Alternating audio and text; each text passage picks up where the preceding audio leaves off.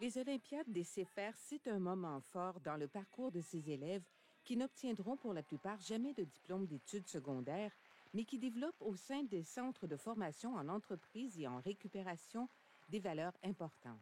Le mandat des CFR est assez simple et défini par 3 objectifs qui sont tapissés dans nos classes. C'est de faire de nos élèves des travailleurs productifs, des citoyens engagés, des personnes autonomes. C'est ce qu'on vise. Donc, on vise que quand ils quittent chez nous, ils aient leur place dans la société pour devenir des actifs pour notre société.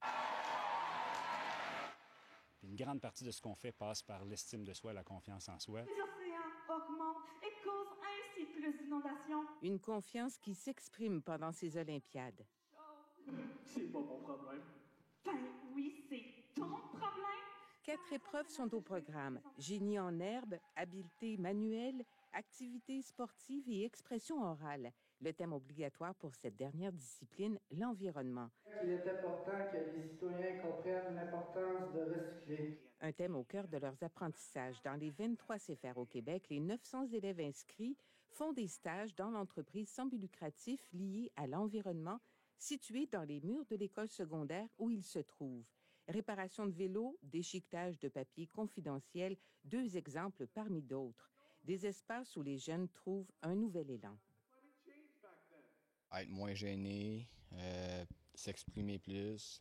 D'avoir de confiance, d'autonomie. Ça m'a appris l'acharnement au travail. C'est pour t'amener plus loin, pour être autonome à toi, pour ton avenir sur plus tard, si tu veux peut-être créer ton propre entreprise. Ça apprend beaucoup de choses, la sociabilité, la patience, le travail, l'équipe aussi, surtout le respect ici dans notre école. Mes élèves à moi, quand je travaille avec eux, c'est toujours de leur prouver qu'ils sont capables de réussir.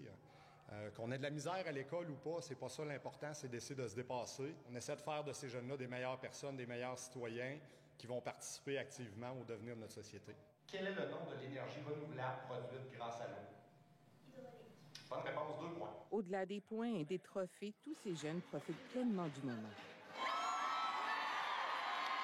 Un moment où est-ce que nos jeunes rayonnent. Pour certains, c'est la première fois qu'ils sont choisis parmi leur école pour devenir des ambassadeurs, pour participer à une compétition, pour vivre une expérience extraordinaire. C'est vraiment nice, puis c'est génial. J'adore ça, honnêtement.